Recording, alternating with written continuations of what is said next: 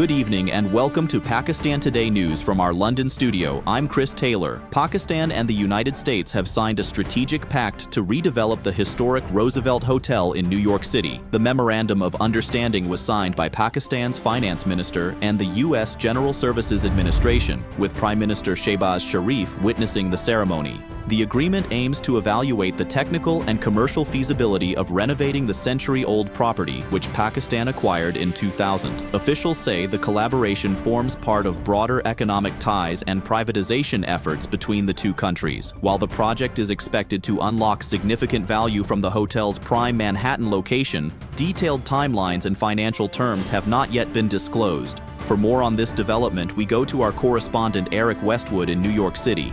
Chris, the Roosevelt Hotel occupies a strategic location in Midtown Manhattan, making it one of the most valuable foreign-owned properties in the area. Analysts here say redevelopment could transform the site into a major commercial asset, depending on the scope of renovation and partnership terms. The involvement of the U.S. General Services Administration signals formal federal cooperation, which may streamline regulatory processes. However, market observers note that transparency around financing and long-term management will be key to determining the project's ultimate success. Back to you, Chris. Thank you, Eric. Meanwhile, Senior Raza Rabbani of the Pakistan People's Party has called for the Roosevelt Hotel Agreement to be presented before Parliament. He says lawmakers must review the terms to ensure transparency and accountability. Rabbani stressed that parliamentary oversight is essential to safeguard national interests and public assets, particularly as the property falls under Pakistan's broader privatization strategy. The agreement was witnessed by Prime Minister Shehbaz Sharif and senior U.S. representatives. In Washington, Prime Minister Shehbaz Sharif also met U.S. Secretary of State Marco Rubio following the Board of Peace Summit. Discussions focused on expanding cooperation in critical minerals, energy, counterterrorism, and trade. Secretary Rubio thanked Pakistan for supporting the Gaza peace plan and expressed solidarity following recent attacks in Balochistan and Islamabad. Both leaders reaffirmed their commitment to strengthening strategic ties, with Pakistan emphasizing deeper economic collaboration and regional peace initiatives. Turning to the economy, the International Monetary Fund says Pakistan is showing signs of economic strength. According to the IMF, policy measures implemented under the Extended Fund Facility have helped stabilize the economy and rebuild investor confidence. Officials highlighted Pakistan's first current account surplus in 14 years and a primary fiscal surplus in line with agreed targets. Headline inflation, they say, remains relatively contained.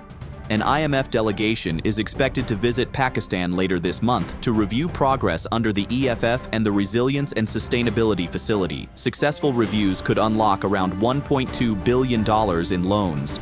In Lahore, 5 senior leaders of Pakistan Tehreek-e-Insaf, currently incarcerated in Kot Lakhpat jail, have written a joint letter urging the party to suspend protest activities during the holy month of Ramadan. The letter, issued through their lawyer, also criticized remarks by President Asif Ali Zardari regarding the imprisonment of PTI founder Imran Khan. The jailed leaders called for improved medical treatment for Khan and urged the party to reorganize its structure, focus on pressing national challenges including terrorism, inflation, and education, and encourage the opposition alliance TTAP to engage fully in parliamentary politics. In the United Kingdom, Prince Andrew, younger brother of King Charles III, has been released from police custody after being arrested on suspicion of misconduct in public office. The case relates to allegations of sharing confidential UK government documents with the late Jeffrey Epstein. The arrest was carried out by Thames Valley Police following the release of records by the US Justice Department. Buckingham Palace said it had not been briefed in advance but supports the ongoing investigation. Although released under investigation, Prince Andrew continues to deny any wrongdoing. The probe marks an unprecedented modern case involving a senior British royal.